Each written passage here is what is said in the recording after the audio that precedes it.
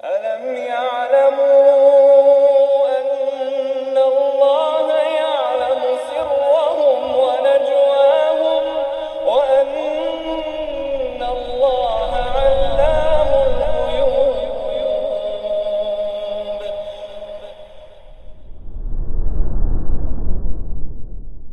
Assalamualaikum warahmatullahi wabarakatuh. Innal hamdalillah nahmaduhu wa nasta'inuhu wa nastaghfiruh wa na'udzu billahi min shururi anfusina wa sayyiati a'malina may yahdihillahu fala mudilla lahu wa may yudlil fala hadiya lahu.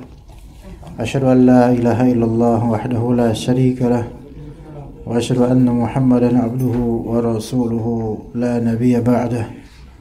فإن أصدق الحديث كتاب الله وخير الهدي هدي محمد صلى الله عليه وسلم وشر الأمور محدثاتها وكل محدثة بدعة وكل بدعة ضلالة وكل ضلالة في النار. أما بعد, para ikhwah sekalian, kita lanjutkan pengkajian kita tentang masalah al-muru'ah, yang mana di pekan lalu kita telah membahas beberapa poin, sekitar 4 atau 5 kalau tidak salah, dari poin-poin pilihan yang Anda ambil dari kitab Al-Muru'atu wa Khawarimuha karya Syekh Masyhur Al-Salman hafizahullah ta'ala. Dan kita teruskan beberapa poin yang akan kita sebut. Waktu itu masih enggak jemaah? Apa saja coba? Atau yang pekan kemarin hadir sekarang enggak hadir? Yang pekan kemarin hadir sekarang hadir, yang pekan kemarin enggak hadir sekarang hadir. Ayo, di antaranya apa? Bang Win, ayo, fadhal. Apa? Masih ingat ya Bang Win? Berapa usianya? Menanya tentang usia, memberitahu berapa usia tanpa hajat. Apalagi kira-kira? Membuang angin sampai bunyi padahal mampu untuk tidak sampai bunyi, ya. Berarti kalau buang angin tidak sampai bunyi boleh tidak? Boleh selama dianggap tidak berefek damage terhadap hidung, ya. Apalagi Bang? Nah, itu poin yang paling, sebenarnya itu poin inti dari semua kajian kita sebenarnya. Ya, memakai minyak wangi di depan penjual minyak wangi dan bukan beli dari dia, gitu. Ya, apalagi kalau itu ustaznya sendiri. Kemudian minta bantuan pada tamu tanpa darurat, ya. Ada lagi? Istimna. Apa itu istimna? Onani atau masturbasi. Itu bisa menurunkan wibawa seorang pria terutama. Kemudian siwak, ya. Ya, bersiwak di depan orang-orang. Tapi ini bagi sebagian ulama, ya. Ini bagi sebagian ulama. Untuk poin-poin yang Anda sebutkan rata-rata poin-poin yang diperselisihkan ulama. Ya, ada yang menganggap bahwasanya itu menurunkan muru'ah, mungkin ada juga yang menganggap itu bukan. Baik, mungkin sampai situ terakhir kemarin, Pak. Apa itu? Oh ya, melakukan kefasikan secara terang-terangan.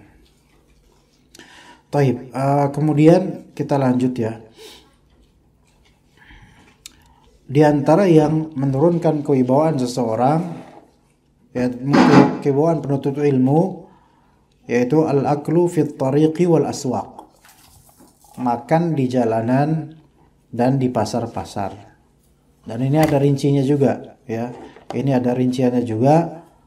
Selagi itu pula banyak ulama menganggap ini termasuk menurunkan wibawa seorang penuntut ilmu, yaitu al-aklu fit tariq wal aswaq.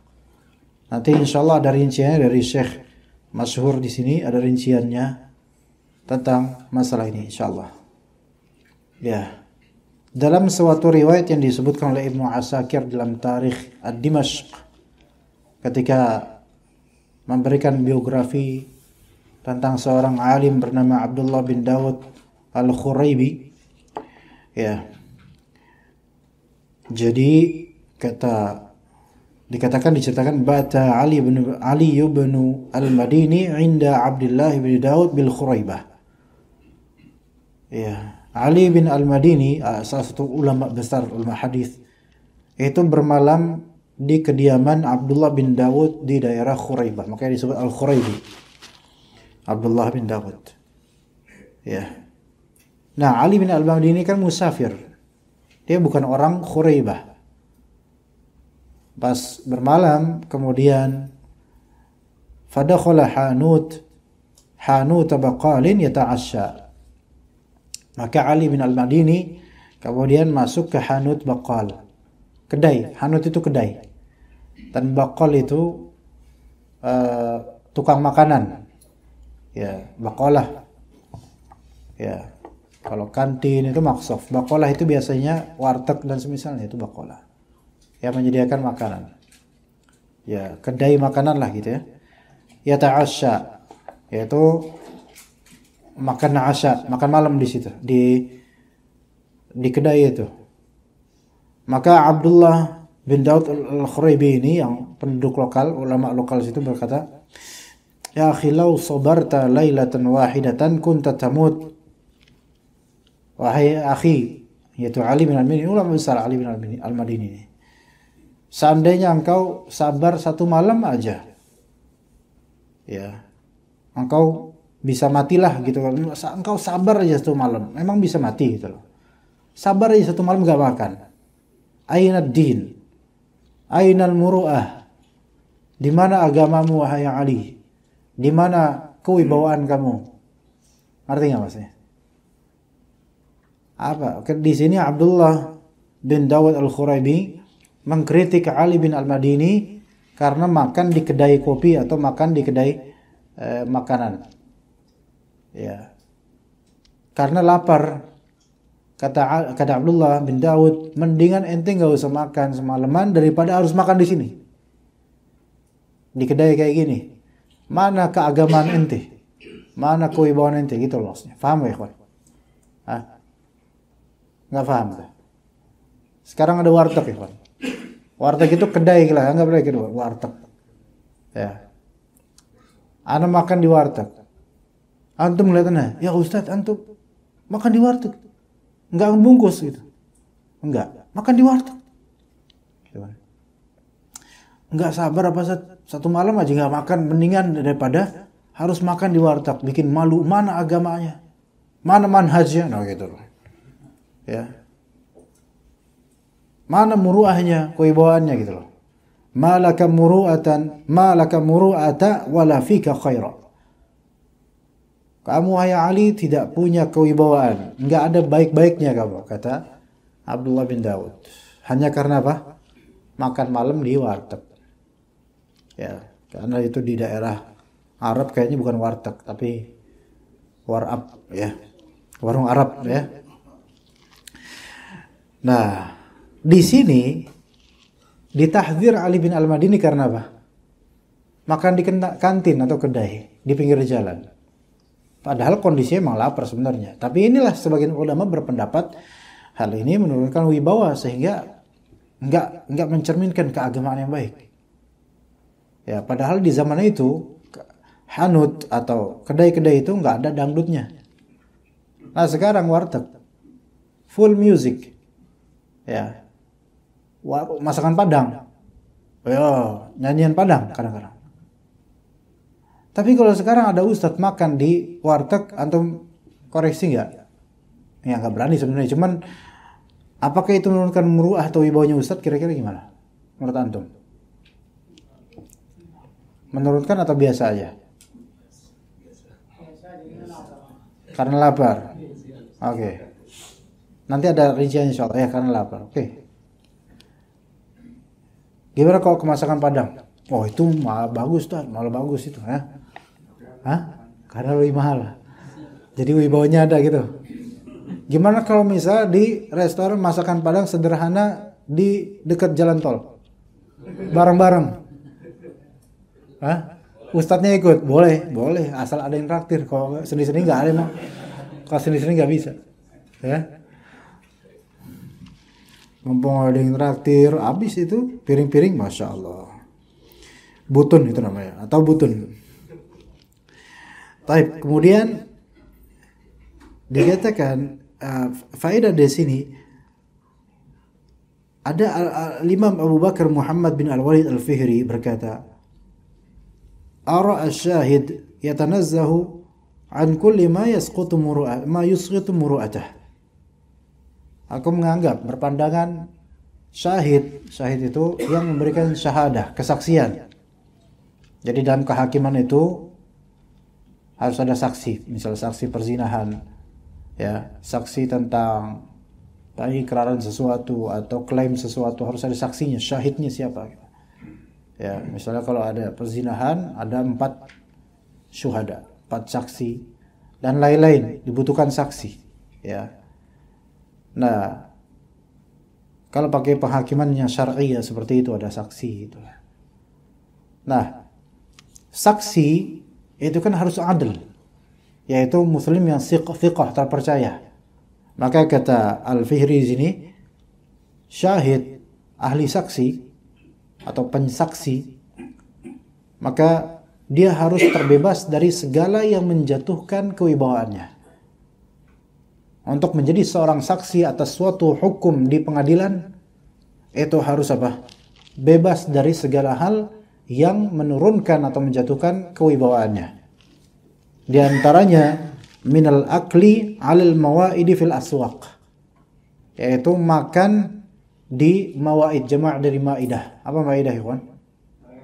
Tempat makanan. Apa namanya? Maidah itu table of food. Ya.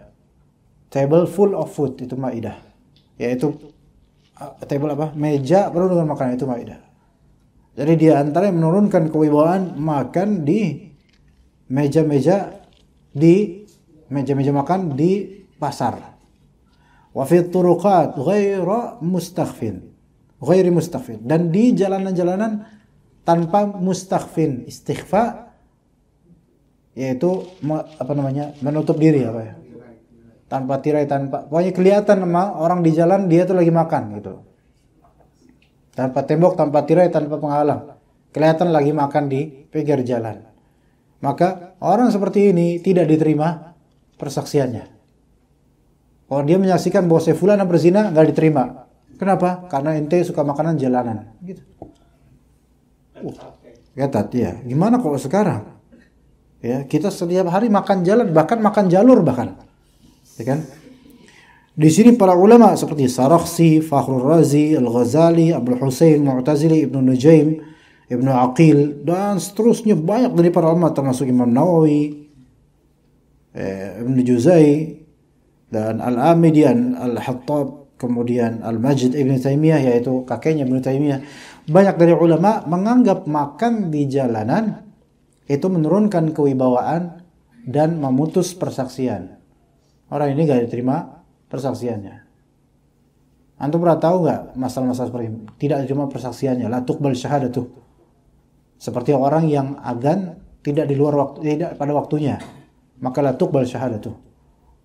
Nah, maksudnya syahadat di sini bukan syahadat la ilaha illallah, bukan. Ini salah paham kalau misalnya dipahami. Berarti kafir dong. Bukan, syahadat di sini maksudnya adalah persaksian pengadilan.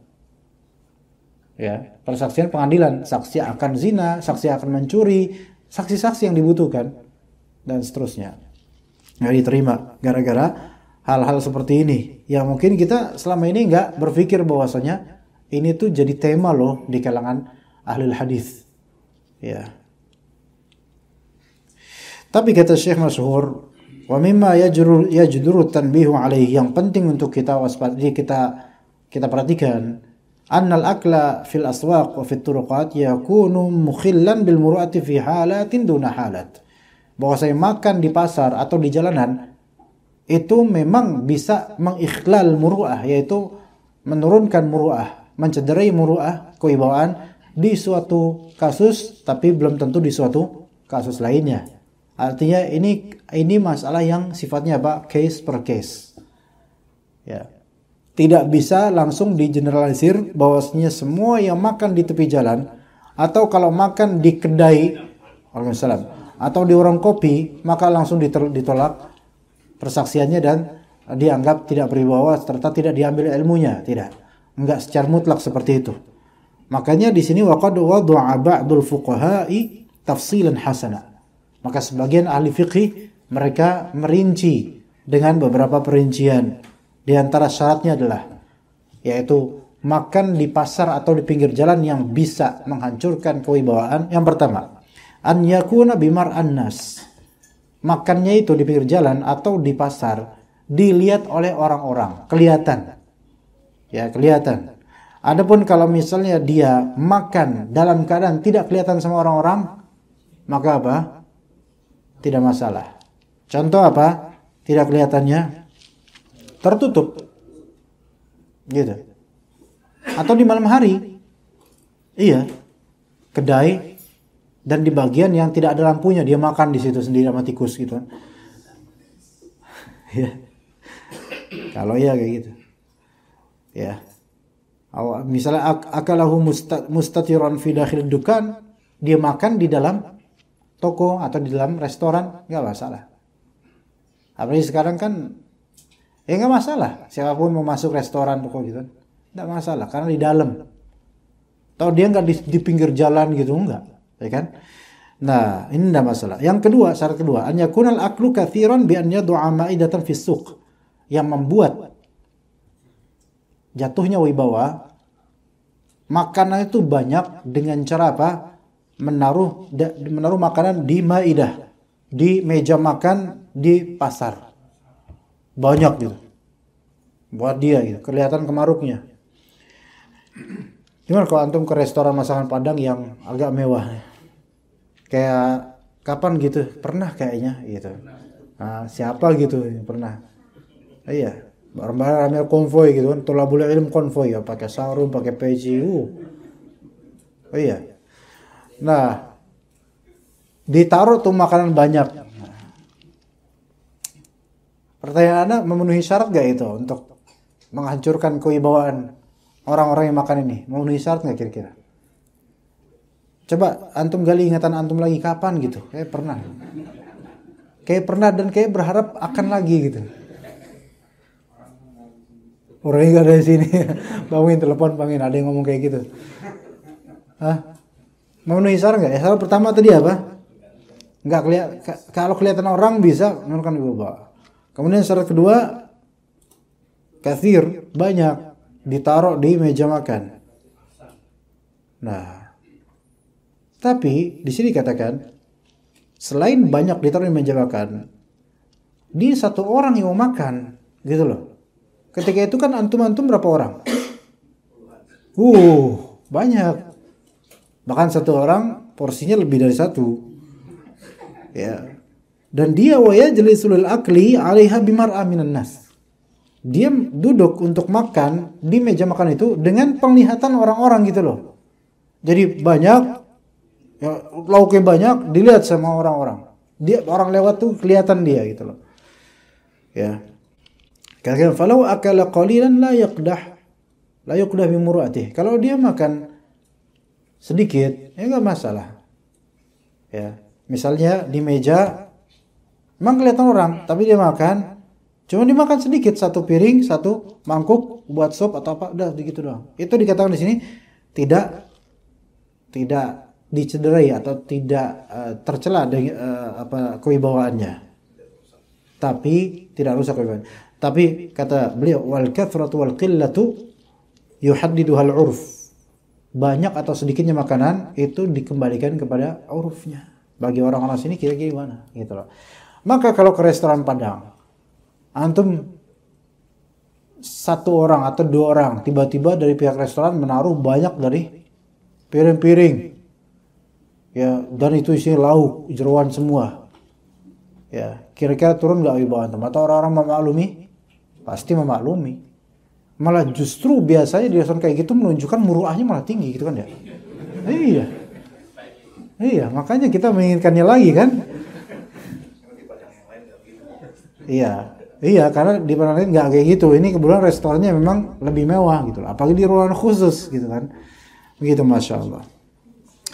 Nah, kemudian yang syarat ketiga, an yakuna syakhsu min ghairi ahli suq. Orang ini ahli ilmu ini atau thalabil ilmi ini bukan orang pasar. Maksudnya bukan ahli suq, itu bukan orang yang pasar atau bukan orang yang tinggal di daerah pasar. Ya.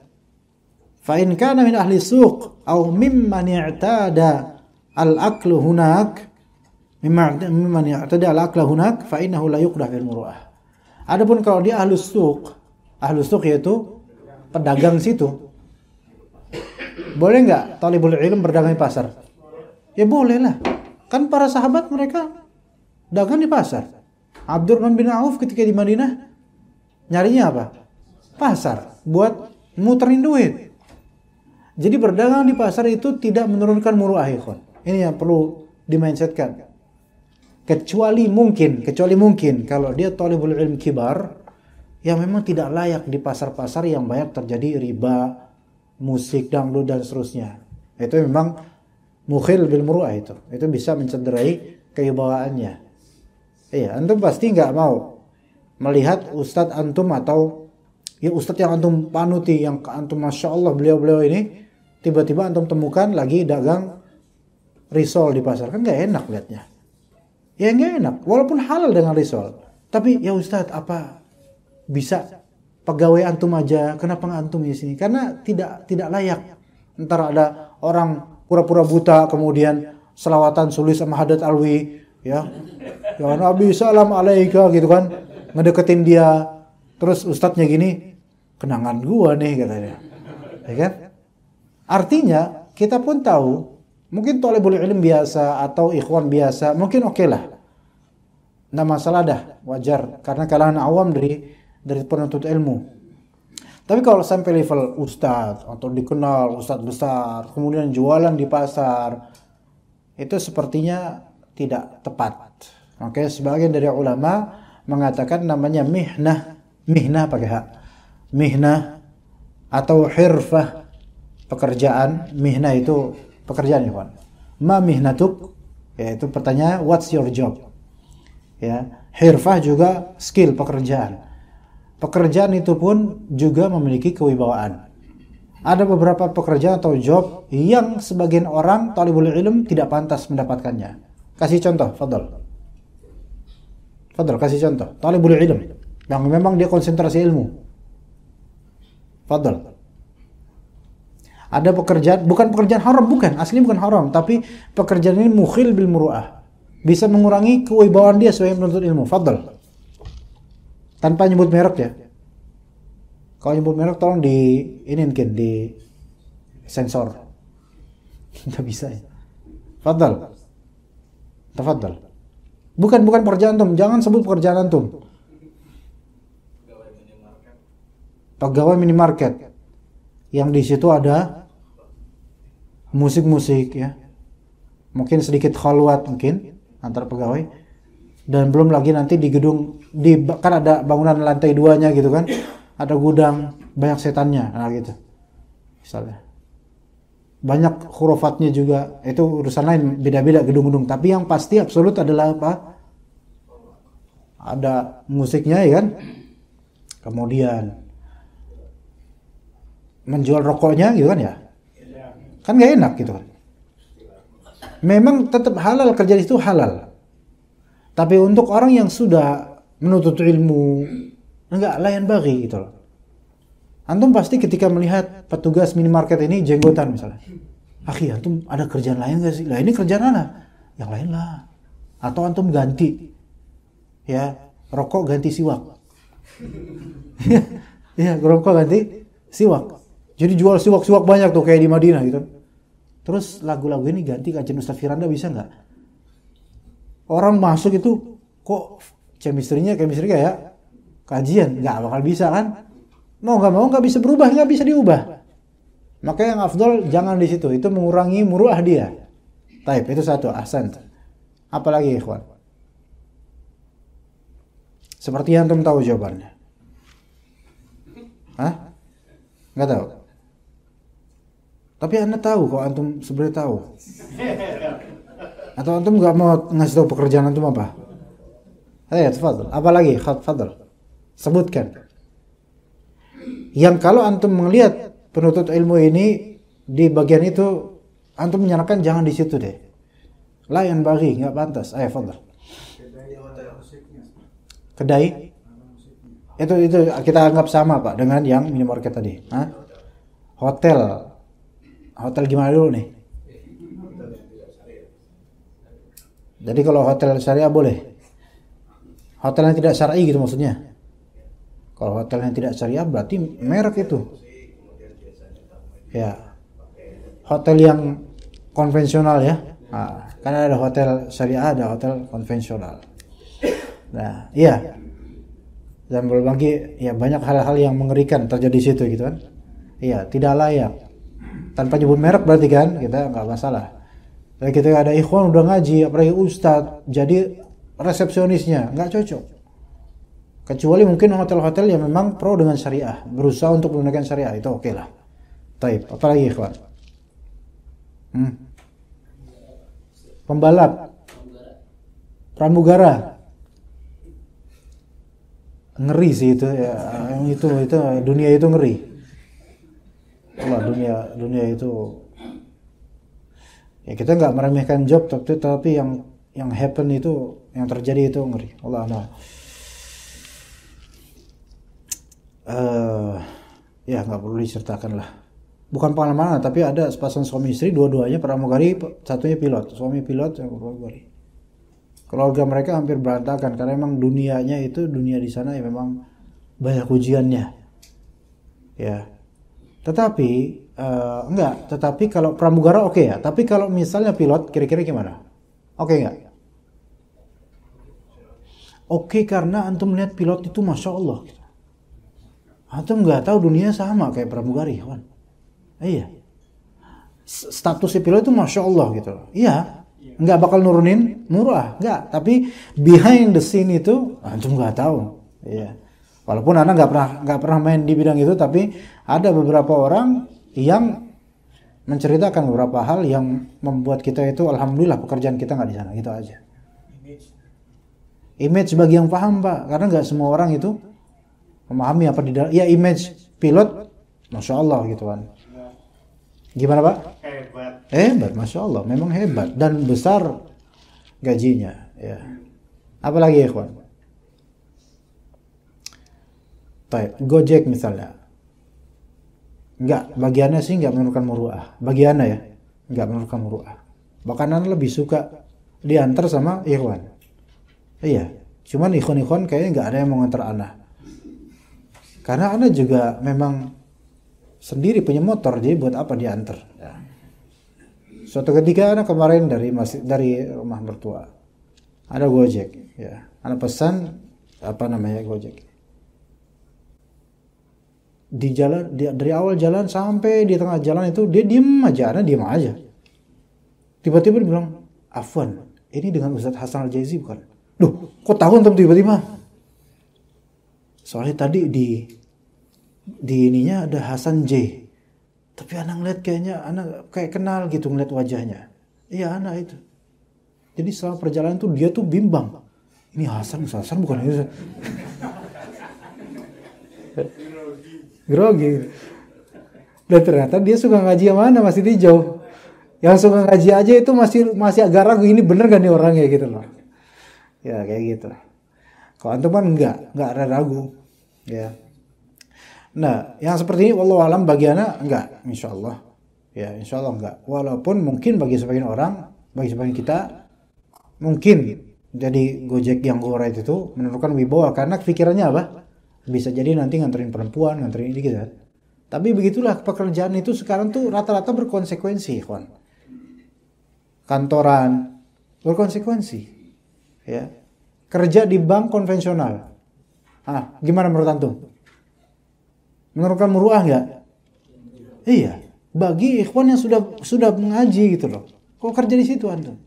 Muskilahnya sekarang beberapa dari ikhwan yang punya posisi tinggi di bank konvensional ribawi murni udah ngaji, hijrah di hal lain, hijrah jenggot iya, hijrah celana iya, tapi hijrah pekerjaan nggak mau karena udah PW.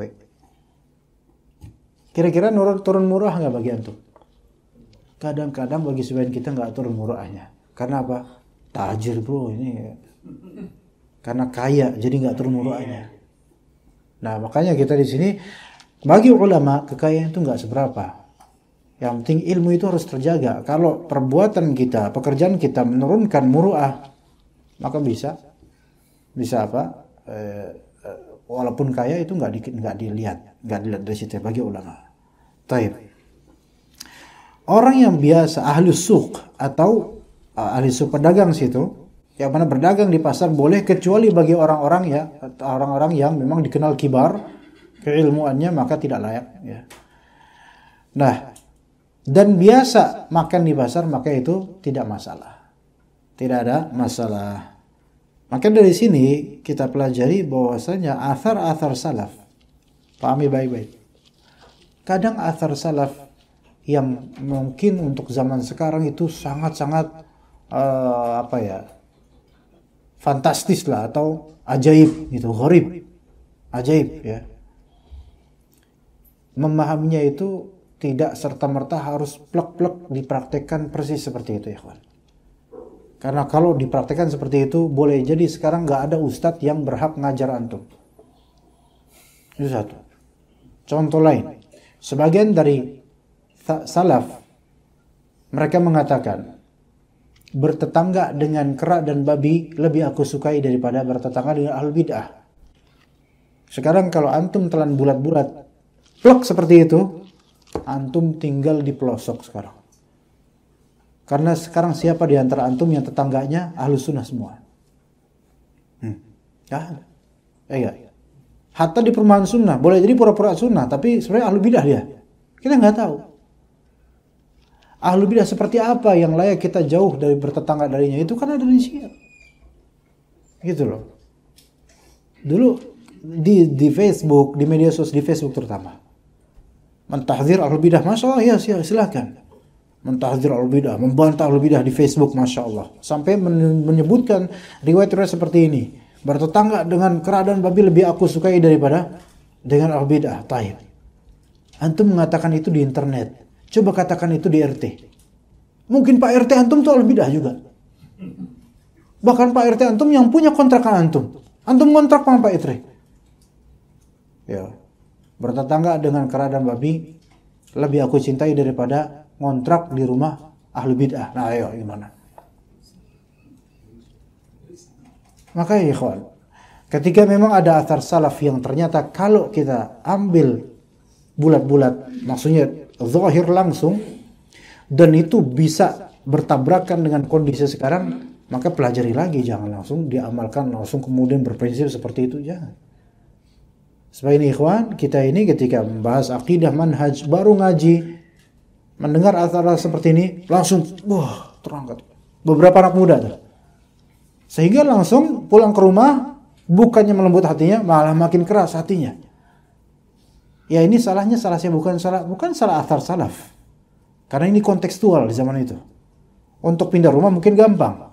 Untuk menghajar atau hijrah lebih gampang daripada sekarang. Sekarang nyari kontrakan dapat situ aja udah syukur, walaupun sampingnya apa? Ahlul bidah. Sekarang di salah satu kontrakan yang anak kontrak, sampingnya apa? Sampingnya penyembah anjing, kawan. Patung anjing disembah. Atau ada reok-reok apa? Muka reok gitu loh yang biasa reok-reok. Bukan leak, Pak. Leak itu beda lagi. Iya. Ya, itu agama apa itu, Pak? Hindu ya, seperti itu ya. Itu, samping pas. Dan itu bukan bid'ah lagi tuh, syirik besar yang luar biasa. Ya, tapi dapatnya di situ. Ya. Seperti apa kita harus hijrah dari bertetangga dengan al-bid'ah, itu juga ada rinciannya gitu loh. Ya. Dan jangan sampai dengan kita melihat athar salaf. Oh, tadi Abdullah Al-Madini, Ali bin Al-Madini ditahdzir oleh Abdullah bin Daud Al-Khuraibi karena apa? Makan di kedai. Padahal itu malam hari ditahdzir. Sekarang antum melihat beberapa ikhwan makan di masakan Padang, antum tahdzir? Gak bisa. Ya begitu ya ikhwan. Beli buah di depan. Terus nyobain salah satu buah, minta satu bang ya. Itu kira-kira menurunkan muru'ah atau tidak? Enggak. Dan enggak ada yang tahu dari ikhwan, dia sendiri. Menurunkan muru'ah enggak? Enggak, Pak. Boleh minta enggak, Pak, satu? Tapi kalau misalnya antum melihat seorang ustaz kabir, masyhur di depan antum, di depan ikhwan, Assalamualaikum Pak, saya boleh cicip nggak Pak satu? Kira-kira menurut antum gimana? Pasti terjadi khilaf di antara antum. Kok ustaz gini satu sisi? Di pihak lain berkata, ustaz nggak apa-apa, ustaz mah bebas, gitu. Ya, artinya hal-hal kayak gini relatif kadang-kadang, relatif, gitu loh. Ya, muskilah yang terbesarnya adalah dalam masalah ini kadang-kadang kita memframing seorang ustadz begitu jeleknya hanya karena kita nggak suka dengan dia, dengan poin-poin muru'ah yang sebenarnya nggak sebegitu buruknya, gitu loh. Ya, kadang-kadang gitu. Ya. Taib. Kata Syekh masyhur, al-aklu fil mat'ami fi ayyamina hadhihi la yaqdah bil muru'ah. Makan di mat'am. Mat'am itu seperti restoran. Ya. Ya. Bedanya mat'am dengan bakolah itu gini coba. Mat'am itu biasanya kalau di Saudi gimana ya? Mat'am itu yang menjadikan shawarma, ya shawarma namanya. Kebab itu apa ya? Nasi itu mat'am. Masakan Padang, warteg itu mat'am. Adapun tadi apa namanya? Bakolah itu menyediakan bahan-bahan buah, itu bakolah. Biasanya begitu. Taib. Adapun makan di mat'am seperti masakan Padang, warteg di zaman fi ayyamina hadhihi, di zaman kita ini tidak mencederai muru'ah. Gitu kata Syekh Mas. Kesimpulannya seolah-olah apa? Berseberangan dengan asar yang beliau bawakan. Kenapa? Inilah fiqih, ikhwan. Artinya asar di zaman Ali bin Al-Madini dan Abdullah bin Daud Al-Khuraibi itu, di zaman itu mungkin bentuk restorannya beda dengan zaman sekarang. Paham di sini, ikhwan? Kesimpulan lebih dalamnya ke kaidah adalah kadangkala suatu athar atau sikap salaf terhadap sesuatu itu sesuai dengan konteks ketika itu yang belum tentu persis seperti konteks sekarang. Begitu ya. Pahami baik-baik hal seperti ini. Kecuali kalau itu masalah-masalah berkaitan dengan akidah. Nah itu beda. Akidah itu sepakat mereka. Tapi masalah muru'ah, masalah perbedaan sikap, nah ini beda. Apakah dulu ketika Imam Ahmad ya dan beberapa ulama lainnya ditanya tentang Al-Quran kalamullah atau bukan, kan dipaksa itu. Imam Ahmad memilih enggak. Al-Quran tetap kalam Allah, bukan makhluk. Akhirnya disiksa Imam Ahmad. Banyak enggak ulama-ulama yang akhirnya kemudian berkeputusan, udah ikutin aja lah kata penguasa daripada kita mati. Banyak kayak gitu? Banyak. Ada terjadi khilaf dalam sikap ini. Memang Imam Ahmad yang paling dipuji sampai sekarang, makanya disebut Al-Imam Ahmad Imam Mubajjal. Mubajjal itu yang diagungkan karena teguhnya prinsip beliau tetap mengatakan Al-Quran adalah kalam Allah, bukan makhluk, walaupun di hadapannya itu penguasa yang zalim. Ya. Tapi ingat, malah kebanyakan ulama ketika itu, atau mungkin sebagian dari ulama, bukan kebanyakan, Anda tidak bisa menghitungnya, itu berpandangan kini masalah darurat akan kehidupan kita. Kalau kita tidak sesuai perkataan kita dengan Al-Ma'mun, maka kita akan dihukum mati dan disiksa.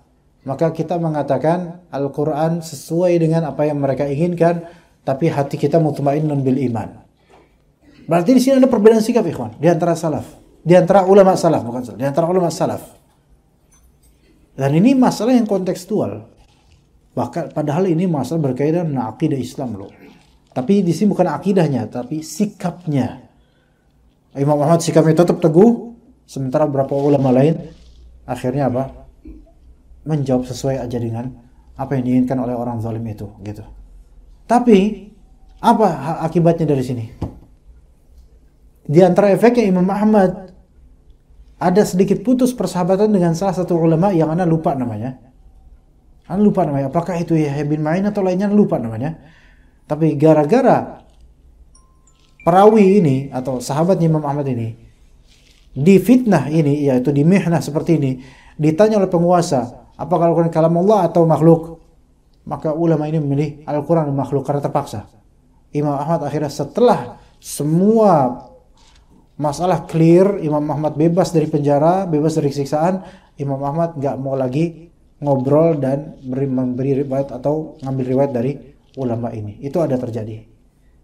Ya, dihikayatkan oleh para ulama. Walaupun sebagian ulama mengatakan sikap Imam Ahmad kepada ulama lain seperti ini tidak disetujui oleh sebagian ulama karena mereka juga diberi udzur atas sikap mereka. Syuf, lihat.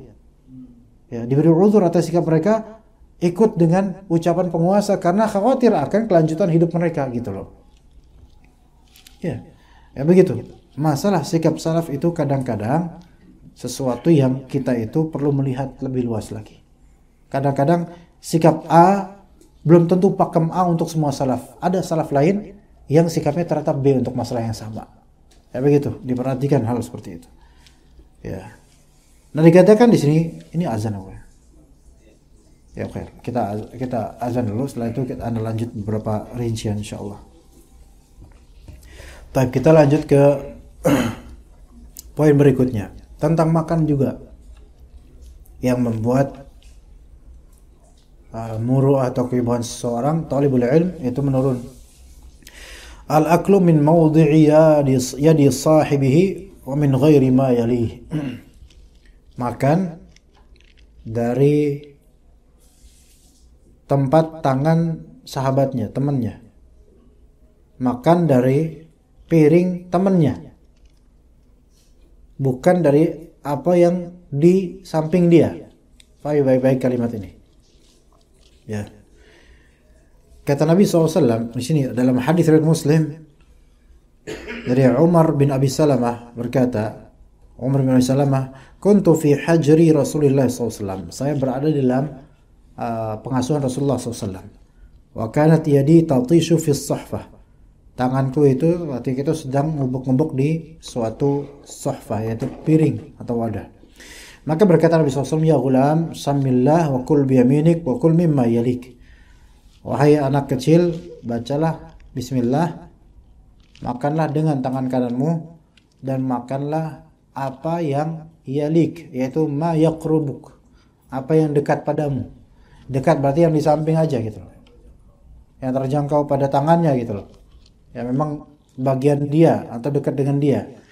Nah, Imam Nawawi dalam syarah Sahih Muslim menyebutkan yaitu 3 yang dilarang. Yang nomor 3 ini yaitu al-aklu mimma yali, atau hal yang diperintahkan yaitu makan di dekatnya, yaitu makan makanan yang ada di dekatnya. Li'anna aklahu min mawdi'i yadi sahibihi su'u usratin wa tarku muru'atin. Karena makannya seseorang di tempat tangan temannya itu adalah pergaulan yang buruk dan meninggalkan kewibawaan. Kif, seperti apa ikhwan? Kalau kita nih misalnya, kita makan piring nih, di piring lauknya ada, samping kita ada ikhwan lain makan di piring, lauknya ada di piring itu, kita comot dong dari piring dia. Ini ikhlal bil muru'ah ini, ya. Atau salatohnya, sambelnya kita ambil, ikhlal bil muru'ah, dan ngambilnya itu tanpa izin, maksudnya comot aja gitu. Ini menurunkan wibawa ikhwan, ya, menurunkan wibawa. Nah, la si faqad yataqaddaru sahibu, bisa aja temannya itu anggap itu sesuatu yang kotor gitu loh, hal yang perbuatan yang tidak baik yang mengotori. La siyama fil amraq wa shibhiha, apalagi kalau makanan itu berupa yang ada maroknya. Marok itu kuah, berkuah, atau yang semisalnya dari makanan-makanan yang agak basah. Wa hadza fi tsaridi wal amraq wa shibhiha, ini seperti dalam bubur, makanan berkuah dan semisalnya. Fa in kana tamran, ya kalau misalnya tamar, kurma atau semisalnya, faqad naqalu ibahata ikhtilafil aidi fi tabaq wa nahwi, maka boleh, kata para ulama menukilkan bolehnya beragam tangan masuk ke wadah kurma. Kalau yang seperti itu nggak apa-apa. Tapi bagi Imam Nawawi yang lebih layak adalah pelarangan ini bersifat umum. Bersifat umum. Hanya saja ikhwan, Wa kul mimma yalik, makanlah apa yang di dekatmu. Ini adab. Yang seseorang ketika tidak melakukannya atau melanggarnya, maka dia menurunkan kewibawaannya, dan bagi sebagian ulama dia berdosa, kata sebagian ulama lainnya dia tidak berdosa, hanya menurunkan wibawanya. Bagaimana konteksnya sekarang? Kalau misalnya seperti di masakan Padang itu, yang dia pada antum apa? Cincang semua, cincang, jantung, apa, jeroan. Sementara antum nggak suka dengan itu. Antum suka tunjang, sama nggak? Antum suka ayam pop aja deh. Ayam pop ternyata ada di pojokan sana. Akhi, tolong ambilin ayam pop buat anda. Tapi pertanyaan anda, boleh atau tidak? Masih boleh di sini menurunkan wibawa atau tidak, ikhwan? Tidak, karena antum pelakunya atau gimana? Karena uruf kita mengenalnya itu biasa aja kan? Apakah itu melanggar Nabi? Pertanyaan Nabi, perkataan Nabi, wa kul mimma yalik. Makanlah apa yang di dekatmu. Melanggar enggak? Bukan melanggar dari segi zahirnya, enggak. Esensinya melanggar enggak? Tidak, ikhwan. Pertama karena apa? Karena antum enggak suka makanan yang dekat antum, maka antum boleh meninggalkannya. Dan antum beralih ke makanan yang antum suka, itu boleh. Sama seperti antum ke masakan Padang. Kan biasanya samping. Nah, biasanya depan kaca itu makanan berderet tuh. Kita kan nggak bisa masuk ke resepsionis ke bagian itu terus pilih satu-satu, centongin satu-satu, nggak bisa. Yang ngambil orang restorannya. Coba dong itu dong. Nunjuk gak? Harus nunjuk. Nggak mungkin antum makan yang terdekat jengkol. Nggak kayak gitu hitungannya, enggak. Kita memang kebutuhannya itu emang harus nunjuk jauh, ambil jauh, nggak ada masalah. Wa kul mimma yalik, ini esensinya adalah larangan apa? Esensinya adalah larangan kemaruk. Satu. Ya, larangan kemaruk, semua dihabuk, yang jauh-jauh ambil semua. Itu satu. Dan yang kedua larangan yang kedua adalah perintah untuk beradab ketika makan di hadapan orang-orang. Lihat. Karena biasanya wakul mimma, makan yang dekat denganmu itu kan konteksnya ketika kita makan di hadapan orang-orang. Adapun kalau makan sendiri, ini banyak piring buat antum. Antum mau ke sana fadhol, terserah antum. Karena ini enggak ada kaitannya dengan adab atau enggak, khalas. Bebas antum makan sendiri, khalas, enggak ada siapa-siapa. Ya enggak? Coba sekarang ada sini, ada makanan. Plak. Ini ada lauk. Terus di sana masih ada di meja yang sana masih ada beberapa lauk. Antum ke sana ambil nambah lauk. Kira-kira melanggar hadis ini enggak? Enggak melanggar. Walaupun zahirnya antum tidak makan dengan yang dekat pada antum, tapi makan yang jauh. Tapi karena emang enggak ada siapa-siapa, enggak ada masalah. Begitu ya, ikhwan. Ya. Gitu. Kalau makan bareng, ya, mau jelas dari sini sampai sana. Ini keripik singkong, ini itu, di sana ada bakmi, ada apa gitu. Yang keripik, padahal antum suka, tapi antum pengen juga yang sana. Ini yang dilarang. Padahal itu yang dilakukan ya. Iya, itu menunjukkan apa? Dia tuh pengen semuanya gitu. Itu yang dilarang, ikhwan. Itu dilarang sebenarnya. Dan itu perbuatan anak kecil sebenarnya kayak gitu. Makanya di sini yang diajarin anak kecil. Di zaman sahabat orang gede nggak ada yang kayak gitu. Nggak ada yang kayak gitu. Ya. Sekarang kalau antum buka puasa di Madinah atau di Mekah misalnya, coba makanan antum apa kira-kira? Sama dengan yang lainnya. Ya enggak? Buka puasa, pernah buka puasa di sana? Makan buka puasa di sana itu nggak kayak di kita, ikhwan. Kita itu, variannya banyak. Gula semua sama kolesterol. Banyak. Gorengan dan seterusnya dengan segala variannya. Kita comot sana, comot sini. Ya enggak? Itu yang dimaksud sebenarnya. Itu termasuk. Itu. Iya. Coba kalau semua dari ikhwan itu sama rata. Kurma 3. Risol 1. Lontong 1. Sambelnya. Sama semua. Ada enggak kita ngintip sama yang lain? Enggak ada. Iya, enggak ada. Bahkan kadang kita bersyukur karena yang lain enggak dapat. Iya, misalnya. Gimana Pak? Bukan kebiasaan itu. Maksudnya gimana? Jadi kalau kita di Indonesia ini, yang Anda tahu, makan itu dijajar kan? Iya. Silakan. silakan ambil. Tetapi Kalau itu bagian dari kebiasaan gimana? oh, Makanya sebenarnya itu kebiasaan. Seperti di kampung saya biasa saja seperti itu. Padahal nyaris tidak ada yang kafir di situ. kafir. Ya, artinya situ orang muslim semua saya. Jadi mau makan silahkan. Cuma ada terhadap orang tua, ada anak terhadap orang tua. Jadi jangan menjangkau. Terus kalau tangan ini penuh makanan, tidak tidur. Tapi tentu ketika ada hadis, kita juga melakukan hadis. Ketika memang bagi uruf itu biasa, tapi ada hadis, wakul mimma yalik, maka jangan.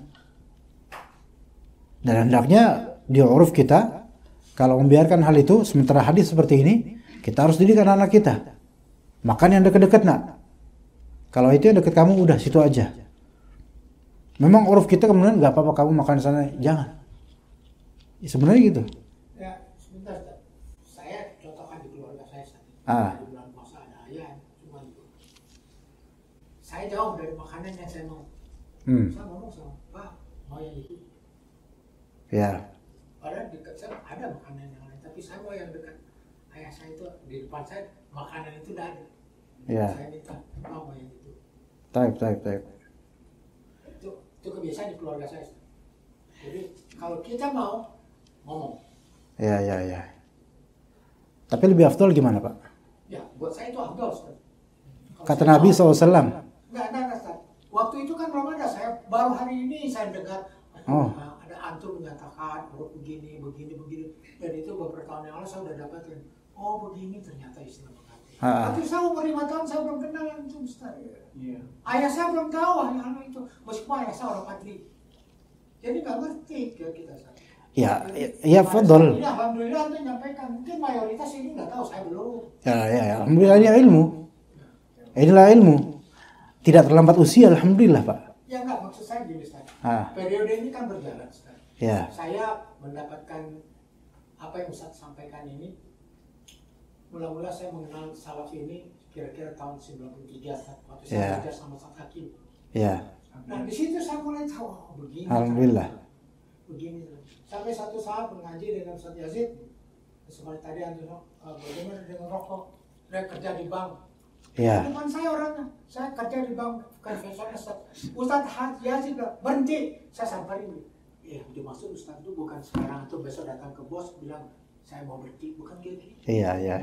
Ustaz Yazid nggak bertanggung jawab terhadap antum kasih makan anak dan istri. Tapi antum bekerja di tempat yang tidak dapat ridho Allah. Nah, jadi alhamdulillah saya dapatkan banyak ilmu Ustaz. Alhamdulillah. Iya. Jadi yang saya masukkan tadi bahwa betul Pak, betul. Semua itu berkembang Ustaz. Jadi kita itu tiap hari menuntut ilmu. Iya. Dan itu yang kita harus didik kepada anak-anak kita gitu loh. Memang uruf kita umumnya Pak pengen ini dong, Pak pengen. Oke, itu bagi umumnya orang, oke. Tapi kita tahu hadis ini berarti ada hujah buat kita untuk benar-benar jangan seperti itu lagi gitu. Ya tentu itu berproses, minimal anak-anak kita dulu kan, atau cucu-cucu bapak gitu kan, minimal gitu dulu ketika tahu. Dan itu proses seperti itu ya berpahala gitu loh. Nah, namun ketika misal kita ditanya sama keluarga kita akan hal ini, ya kita tuturkan bahwa ini tidak sesuai dengan bagaimana perintah Nabi SAW. Apalagi Nabi SAW ngajarin anak-anak. Nah, Anda nggak tahu apakah emang urufnya orang Arab ketika itu memang sudah terlatih orang dewasa itu nggak nyomot yang jauh atau minta yang jauh, atau memang Nabi SAW mendidik mulai dari anak-anak dulu, Anda nggak tahu lah ketika itu. Tapi tidak ada riwayat, Pak wallahu alam setahu Anda tidak pernah terdengar riwayat sahabat itu minta yang jauh. Atau mungkin Nabi SAW telah mendidik mereka, wallahu alam. Tapi tentu kita di sini bukan masalah Arab atau Indo. Apalagi masalah lebih spesifik, misalnya suku Padang atau Padri atau apa. Tapi siapapun siap Muslim, maka kita ikut hadis ini. Kan ini hadis berhubungan dengan samillah, berbismillah. Kul biyaminik, makan dengan tangan kanan. Kul mimma yalik. Yang ketiga ini mungkin seringkali tidak persis dengan bagaimana kebiasaan banyak keluarga. Ya. Tapi itu nggak bisa menjadi hujah untuk kemudian yang ketiga kita nggak ikut deh, terserah kita, terserah biarin aja anak-anak bebaskan, jangan gitu. Kita harus kenalkan sunnah walaupun ini sesuatu yang mungkin hanya sebagai adab. Gitu. Sama juga seperti sebenarnya manzilahnya sama seperti makan dengan tangan kanan, Pak. Kalau satu keluarga dan mungkin ada bahkan orang tuanya sekalipun makan dengan tangan kiri, minum dengan tangan kiri, itu ada dan biasa bagi keluarga itu. Dan anak pernah lihat keluarga seperti itu. Bapaknya terutama udah berusia pakai tangan kiri terus. Anak ingat, Pak maaf Pak pakai tangan kanan. Oh iya Ustaz. Lupa lagi habis itu pakai tangan kiri. Itu ada yang seperti itu. Nah kita nggak bisa mengatakan ya sudahlah emang urufnya dia kayak gitu, nggak boleh seperti itu. Kenapa? Ini nggak sesuai dengan memang ada proses tentu kata Bapak tadi. Kita dalam reform proses. Nah, hadis ini kan bukan kemarin sore. Betul. Hadis ini sudah 1400 tahun yang lalu. Iya. Tapi alhamdulillah dakwah ini baru sampai di Indonesia. Saya rasa belum sampai setengah abad, belum sampai di seperti itu. Jadi beruntunglah kita yang alhamdulillah mendapatkan ilmu ini, tahu adab ini. Alhamdulillah. Ya, Alhamdulillah. Yang mengaku oh kita ikut salah. Alhamdulillah. Ya. Iya. Karena di luar banyak sekali kan. Iya. Makanya meja yang di saung itu kalau bisa jangan terlalu lebar. Biar antum bisa ngejangkau kalau ada majelis di situ. Karena kalau terlalu lebar, itu dong. Nah. Tapi saya lagi, ini sebagian ulama mengatakan tidak sampai level wajib untuk yang wakul mimma yalik, Pak. Artinya gini loh. Ketika misal tadi tradisi sebagian orang, ada anak-anak terutama ngambil yang jauh, itu tidak sampai derajat haram. Bisa dipahami ya Pak? Tapi derajatnya adab, sunnah. Tidak sampai, tapi sunnah yang bersifat mustahab, tidak sampai wajib. Karena apa? Alasannya anak ini kan juga alasan lainnya. Anak ini kan ada keinginan untuk makan itu. Mungkin dia nggak suka yang terdekat. Oke. Sama seperti yang tadi Anda jabarkan. Kalau kita ada request makanan, kayak tadi di masakan Padang kan, kita ada makanan ini, tapi kita kurang suka yang ini, kita pengen yang itu. Ya boleh, itu nggak apa-apa karena ada hajat di situ. Nggak masalah. Ada keinginan, ada kebutuhan, nggak masalah kok itu. Tapi sebaiknya ketika memang sudah enak di dekatnya, sudah. Sebaiknya qanaah dengan apa yang di dekatnya aja. Itu lebih afdol tentunya. Seperti itu. Kalau di warteg kan nggak mungkin kita cari yang terdekat. Tapi cari yang kita mau karena kita bayar. Gitu. Ya, ya seperti itu. Nah, kembali ke yang tadi. Ternyata mencaplok-caplok dari punyanya teman, walaupun itu halal karena kita seolah-olah kita makan bersama, itu bagi kalangan salaf itu termasuk menurunkan wibawa. Mungkin tidak sampai haram tapi itu wibawa turun.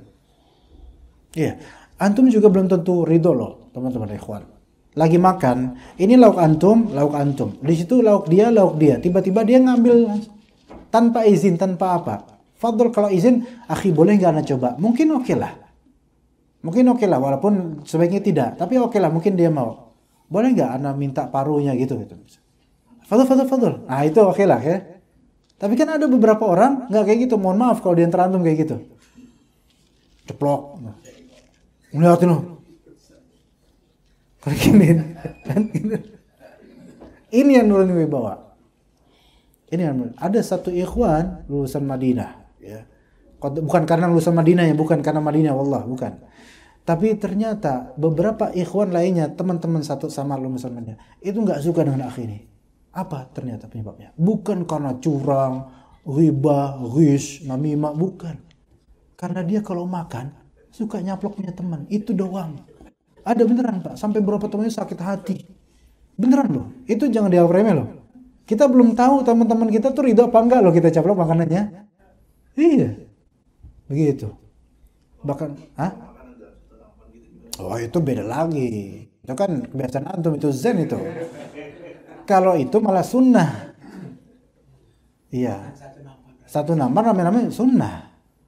Cuman masalahnya kalau makan kebuli, yang paling akhir nih sainnya itu, kalau itu udah nggak mau nih, disisir, taruh ke tempat bekas-bekas kita tuh. Kita bagian yang daging sama ini sedikit.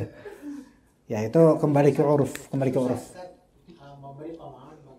Ya. Bapak udah selesai Pak? Pak siapa ya? Bapak udah selesai belum? Saya takutnya memotong. Bapak udah selesai? Alhamdulillah. Bapak udah selesai? Kalau gitu saya selesai kalau gitu. Dengar orang-orang tua ngomong itu kan nanti back to 17 ya, back to 70s. Nggak ada habis-habisnya. Panjang. Ini ada udah panas nih Pak ini. Iya, AC keenakan dia antum, adem aja gitu kan, Masya Allah. Dia panas ini. Ya mungkin cukup sekian insyaallah. Kemudian kita ketemu lagi pada pekan depan. Kita hari ini hanya membahas tentang makanan berkaitan dengan muru'ah. Ya, dan ternyata para ulama ahlul hadis itu mereka membahas masalah seperti ini dan menjadi ikhlal buat muru'ah. Pelajaran penting juga yang pelajaran secara manhaji adalah dari kasus-kasus ini. Pertama, athar salaf itu terkadang terjadi khilafiyah padanya tentang sikap ya. Sikap itu kadang-kadang berbeda para salaf. Jadi tidak bisa ketika ada perbedaan sikap, satu sikap itu dihukumi untuk seluruh kasus. Itu satu. Kedua, sampai hal-hal semacam ini diriwayatkan menunjukkan bahwasanya sikap dalam beragama itu penting walaupun cuman bagian atau berkaitan dengan makanan. Oke, orang-orang tua kita juga seperti yang tadi bapak-bapak bilang, saya masalah kayak gini aja ditepak tangannya. Ya. Yang mana itu sebenarnya bagian dari manhaj, tapi manhaj dalam artian sikap. Bukan usul manhaj, bukan asas manhaj, tapi sikap dan akhlak, attitude gitu. Dan ternyata kalau sampai tua seperti itu, ya itu bisa mengurangi kadar muru'ah, dan bagi ahli hadis orang-orang seperti ini bisa nggak diterima riwayatnya. Bayangkan, ya bayangkan bisa seperti itu ya. Tapi sekali lagi sebagian dari penurun kewibawaan sifatnya relatif. Kadang bagi orang Padang beda dengan orang Jawa, beda dengan orang Sulawesi, beda dengan orang Sulawesi. Kadang kalau makan mungkin ngecap-ngecap Pak ya. Ada kayak gitu Pak, banyak. Nah, bagi sebagian orang Jawa itu aib Pak. Tapi ya itu sifatnya nisbi, relatif gitu loh. Iya, relatif. Apa-apa yang di Arab juga di Indonesia belum tentu relevan gitu kan. Ada hal-hal yang nggak bisa kita sepakati dalam masalah ini gitu loh. Tapi ketika ada hadis, sami'na wa ata'na gitu, selesai urusan gitu. Ya wassallallahu ala nabiyina Muhammad wa ala alihi wa sahbihi ajma'in. Subhanakallahumma bihamdika asyhadu an la ilaha illa anta astaghfiruka wa atubu ilaik. Assalamualaikum warahmatullahi wabarakatuh.